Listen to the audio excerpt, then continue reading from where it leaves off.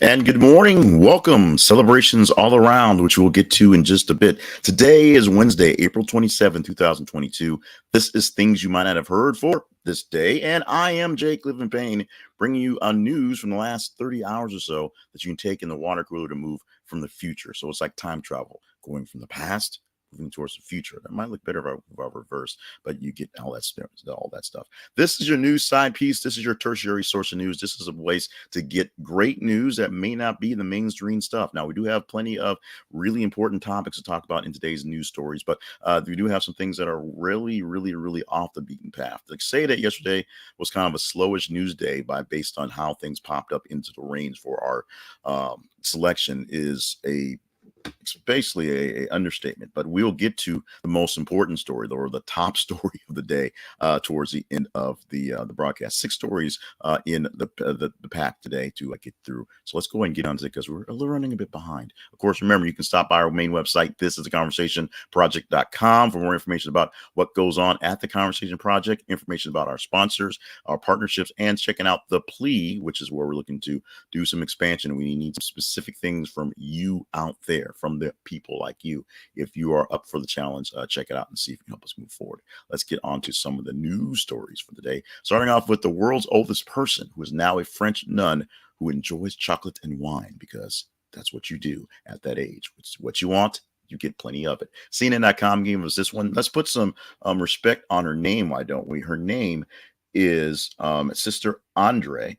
And she is a 118-year-old nun living in a nursing home in southern France. And now that we've lost the past oldest living person, who was a Japanese woman, it's now falling onto the hands, and very capable hands, of this person here. She is now stated as the current world's oldest person via the Guinness World Record. Born in Lucille Rondon in February 11th of 1904, Sister Andre has dedicated most of her life to religious service.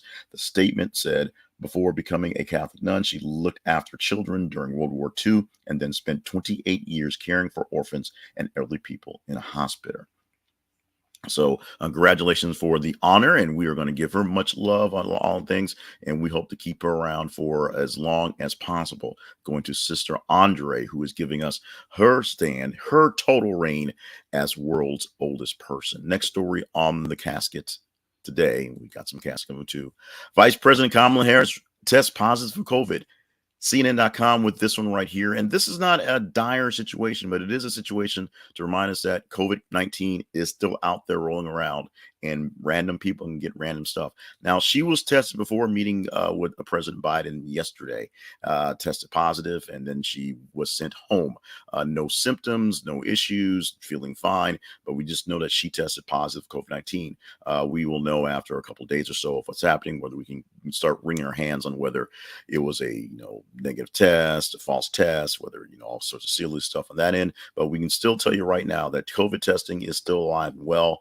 COVID's still alive and well. We're being told that numbers across the nation are growing, at least case-wise, but severity has not been quite as severe. And because we're not getting 24/7 COVID, we don't get all those needle points that are all the way, which at this point in time, 3 years in, we have some semblance of control, and most people can control what happens with them, except for the occasional breakthrough case. Most people vaccinated can still contract it, can still test positive.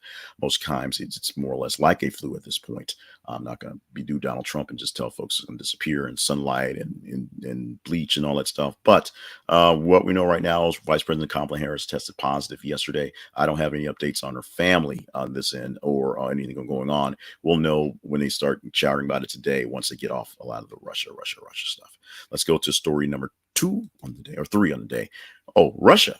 Oh, we didn't forget about them. Russia will shut off gas supplies to Poland, state-run company says. Also from CNN. We got a lot of stuff from CNN in the range today, so I don't know what the deal was. I guess I didn't get a lot of time to post a lot of stories and do a lot of research, so CNN was my cheat sheet for the day. Russia, who offers plenty of oil and gas supplies as a very large supply of it they have there in their spaces, has been growing along the past decade as a major supplier of energy for the Europeans, which is a good thing in the world where everybody was growing closer together. And then Russia decided to invade a sovereign European nation because Nazis or Masonic prophecy and Putin's Jesus or something. It gets really weird really quickly. Yeah, it's a prophecy for the Orthodox Jews to take over Ukraine. Check it out. It's out there. That's not well, it's conspiracy theory, but that's not conspiracy theory that they're using that as an excuse, denazifying Ukraine and whatnot. So Russia is going to start pushing back and punishing the people who are supporting their enemy at the moment. One being Poland. Poland is directly a neighbor of the Ukrainians, and they're doing a whole lot to help out the Ukrainians, including taking lots of refugees, offering up weapons, offering up support. And so Poland's going to be basically one of the first nations that's going to feel the heat or less heat in the winter because of lack of oil and gas. We're already dealing with Germany, who's basically trying to find their way out of their deal with Russia. People were really worried about how they were getting in bed with the Russians, and then this happens. So what are they going to do about their energy? It's not as easy as just putting it on, putting it in a freighter and driving across the ocean and parking it in Frankfurt from here. It's a little bit more difficult than that. But we're going to see some real issues as Russia not backing down. And by not backing down, that means starting to push back on people who are supporting the Ukrainians. Let's go into the next story for the morning. This one here. Oh, Megan Fox doing something weird with Machine Gun Kelly. This time, she goes viral with a statement that confirms that they drink each other's blood.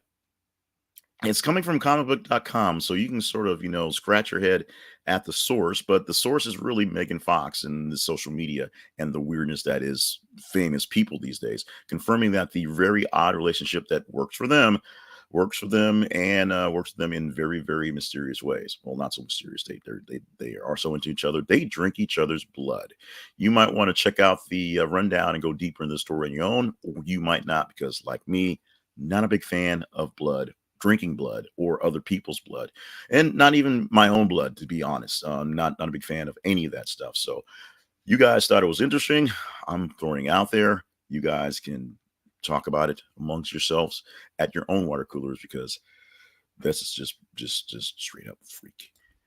Sean King quits Twitter amid Elon Musk purchase. Outkick.com gives this one, and I'm going to admit I threw this one in there because it was one of those weirdo black things that means very little to mainstream folks.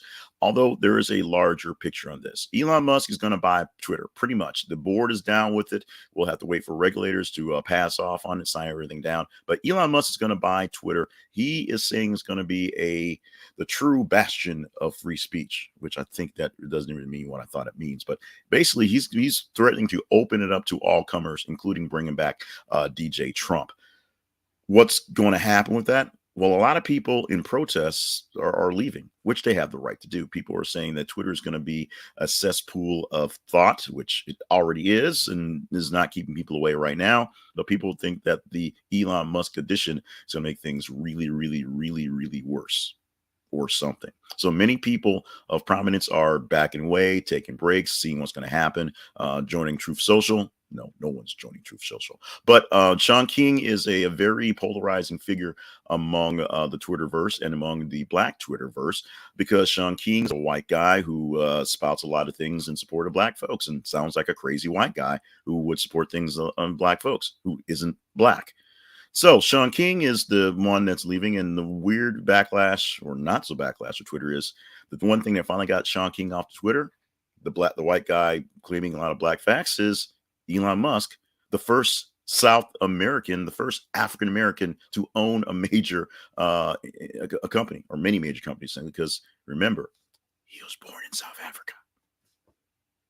Yes, my brothers, he is a brother, sort of. So let's lighten this up as we go out the door. I married a cat to get around my landlord's pet restrictions. The source is New York Post, so we are a bit suspect of the story. This lady in London had a high-rise in her flat, if you will, restrictions on pets. So to get around that, she had a commitment ceremony with her cat. She is now officially legally committed to the cat. The cat is technically her spouse. And so there's no problem with her spouse staying with her in her flat, because it's not just a cat. It's her spouse. Yeah. This was the number one story in range today. This is a story you guys all jumped into. No, we're not talking about the guy using cotton plants to teach slavery in class. We're talking about the lady who wanted to get around pet restrictions, and she married her cat to make the cat legally a spouse. That's what you guys wanted. That's what you guys got. We're going to try this again with this one here. So this is a possible story. Slides out of order, of course. Possible story for tomorrow. Our tease for the day is this one right here. The headline: Illinois teacher reportedly forced mostly wealthy kids to complete white privilege self-assessment. I'm not going to go into this one. You can look on this on our feeds. This one posted probably about 10-15 minutes ago as we're recording this live. It is currently at 6:16 in the morning on Wednesday. If you want to talk more about this one, you can bring this one up in your engagement in the feeds. I'm just going to leave this here for 5, 4, 3, 2, 1. And then I'm going to push away, get a better angle, get more face. Yes. And then go back a slide because today we're out of order. Well, today we are sponsored by Zenni Optical. Zenni Optical at Zenni for Zenni Optical, but you find them via us at thisisaconversation.project.com/Zenni. Zenni. What do you get from Zenni Optical? You get glasses. There you go.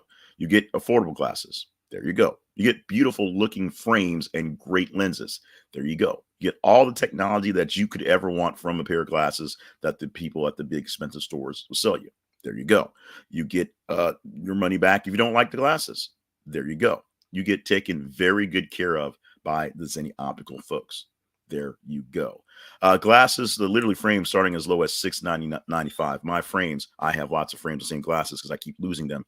I tell you that all the time. They are $6.95. I have great lenses. They're not Coke bottle lenses. They're not cheap lenses. They are great lenses.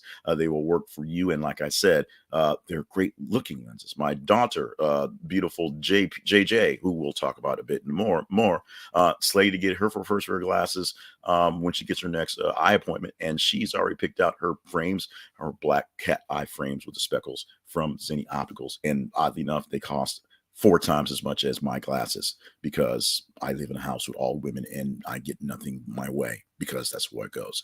Get your way by going to thisisaconversationproject.com/Zenni. Thisisaconversationproject.com/Zenni. And you can get great pair of glasses, low cost, high cost. If you don't like them, they're going to take them back. Just deal with it. They'll be great glasses and you will enjoy them. We get a little bit from this affiliate link, but you get great glasses as an exchange. How's that sound? Great stuff coming to you from Zenni Optical. Now, here comes the gymnastics where I get to skip a slide. Bam! How's that for you? Our main website is thisisaconversationproject.com, where you can find all things This Is a Conversation Project, or a lot of things This Is a Conversation Project, plus things on the larger, more better media scale. That's my main company that produces things, and information how you can help us keep things going and how you can, find more sponsors, find more partnership ideas, and check out the plea page for distinct different things we're asking for to help us grow in this thing to our future greaterness. Not quite a word, but I'm going to say it again. Greaterness. The feeds are on Facebook and Twitter. They're just our Facebook and Twitter feeds. Every 50 minutes, we post a news story, and we want you to engage in it. Like it, love it, hate it, share it. Please read because they're very interesting. And if a story gets enough engagement, it gets into the range of field range where we'll pick to see if it's going to make it into the storyline.